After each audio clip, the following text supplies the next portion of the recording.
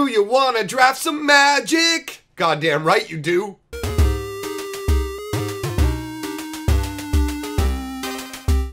Greetings, owners of fine luxury cardboard rectangles. It is time for the Dominaria draft weekend. Time to get your dicks hard for Dominaria. It's not hard, man. Oh, wait, that's kind of funny. Contradicting myself. Make it hard. All right, so what's going down? For people who are new, you guys don't know what a draft is. This weekend is the draft weekend. You'll want to check with your local gaming store to find out what days they're holding up, because it can be either Saturday, Sunday, or both. Now, I know that it's going down for sure Saturday where I will be. Sunday, it'll be more up in the air. If a bunch of people show up and want to draft, then sure, otherwise it'll be standard. So if your store is the same way, you'll want to find out what day is going to be draft day, because there is a bonus promo you get for playing in the draft, which we will talk about. But first, let's cover roughly, just briefly, what a draft is, because I've been getting comments on the videos now. I'm doing videos covering all the different events that are happening, pre-releases, open houses, championships, things like that, because the word wasn't getting out enough. So I'm getting these new players who are saying, thanks for making these videos. I didn't know about these events. So I'm going to talk to you guys now and let you know what a draft is. It's perfect. You guys who have gone out to the open house, you guys who want to play a bit more Magic, you had fun at the pre-release. The draft is a very similar experience to pre-release, in that you all have a sealed pool, but you have more influence over your sealed pool. Instead of getting 6 booster packs like you did with the pre-release kit, you will get 3 booster packs, and you'll sit with a bunch of people, a bunch of other Magic players at a table, and you will open the booster packs one by one. You'll take one of the packs, you'll open your booster pack, and you'll pick a card out of the pack that you get to keep to build your deck with, and then you'll hand the rest of the pack off to the guy sitting to the right of you, and or left, whichever direction it is. I don't know, unless they're doing crazy rules, you never know. But generally it'll be very obvious. Don't worry, you don't have to, you know what, I'm adding extra details that you don't need to know. Don't worry about the direction you need to pass it. Everyone will explain that to you. All you need to know is you crack a pack, you pick a card that you want to keep out of the pack, and you hand it off. Now, if you're a beginner, I recommend that you almost always just grab the rare out of the pack, just to have it for the value or whatever. If there's a foil or whatever, just try and grab the most valuable cards. If you're new, don't focus on trying to build the most absolute, like, broken deck you can. If anybody makes you feel like you're doing it wrong for not making the absolute best choices to make the most powerful deck, that person is just being an unpleasant knob who doesn't have a proper perspective of what is fun. If your collection is small, the best thing to do is to hang on to the rares so that you can grow your collection and have more things to trade or play with in the future. The uncommons and commons from the set will be easy to acquire after the draft, and if you're new, the odds of you winning, even if you have a tighter, better built deck, are not as high, and you don't have the skill set basically to identify the best strategies to be playing. So don't put all that stress on yourself. Don't do that to yourself. Just basically do what I do sometimes. Just pick a rare that you like and just go, hey man, I like this. And then just build your whole deck around it and just pick cards in the colors for that rare or whatever. You can totally build around one card. You don't have to.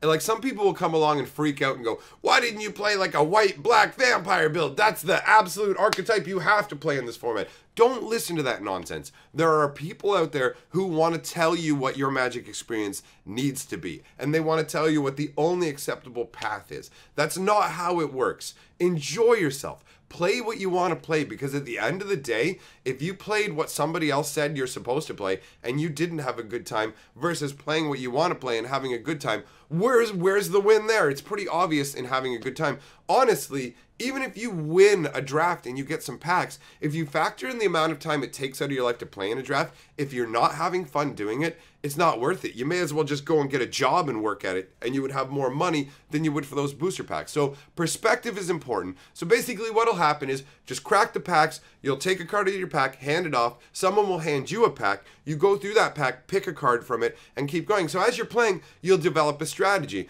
I mean, if you got a rare that says, I care about goats. I'm the goat lord. Then, when you're going through packs, as cards starting getting handed to you, you're going to go, oh, wow, there's a goat. And you'll kind of notice when card packs are going in different directions that other colors are getting picked more. Don't let that throw you off. Stick with what you want to do. You don't have to shift mid-draft if you feel like your color's getting soaked up. You can always splash another color. Just keep in mind, it's a fun experience, and you get an awesome promo for being a part of it. The promo for this event is Zahid Djinn of the Lamp. And let me take a sip of tea because I actually really like this card, so I want to take a bit of time to talk about it.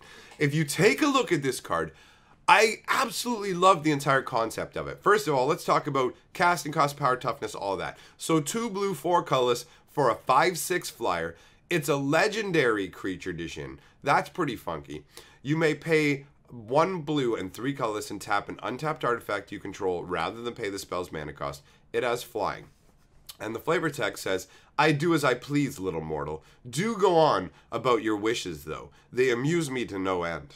All right, so let's take a look at what this is. This is Mahamodi Djinn redone. Mahamodi Djinn was one of the big, he was known as Fat Modi because he was a gigantic flyer. Back in the day, where getting a creature that was a 5/6 flyer for that cost was insane. He was a huge finisher, a massive, massive deal, okay? So it was a big deal.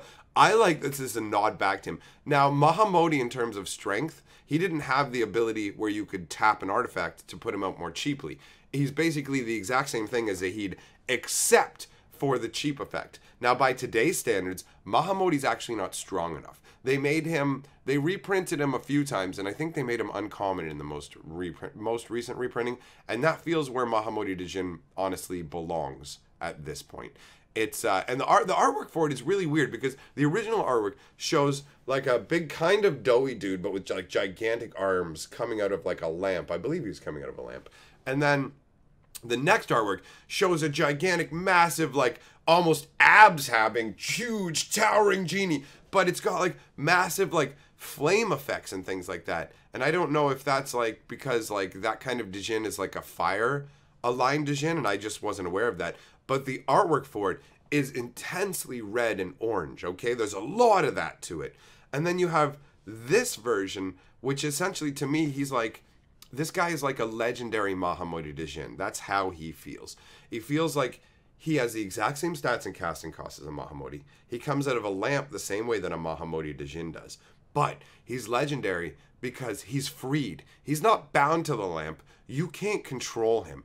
And that's conveyed so well in the artwork. And honestly, I enjoy the fact, like I said, the other Mahamodi has that red and orangeness in the artwork, and that orange glow is behind him, and it really accentuates how cold and inhuman he looks.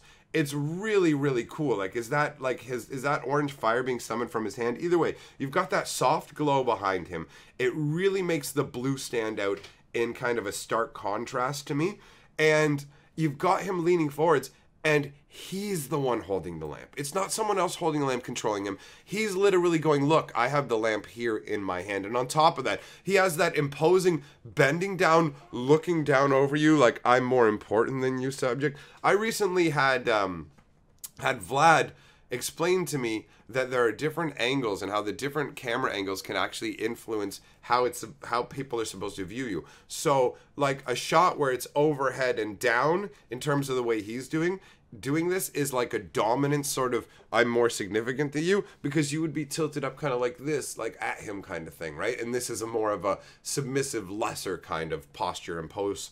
So it's a very dominant, I'm free and in control. Very, very cool, very flavorful, absolutely adore it. You get a free copy of that just for going to a draft and playing in an event and having fun with Dominaria. So I absolutely recommend you get out there. I like what Wizards does with the draft weekend because you're probably going to draft the weekend the set comes out. That's what we used to do before this was even a thing. So that's fantastic. Well done to Wizards. Thanks for coming by, my friends. Let me know what you think of the event and what you think of Zahid specifically, and I'll see you next time. Uncle Morty says, we are the 6 color.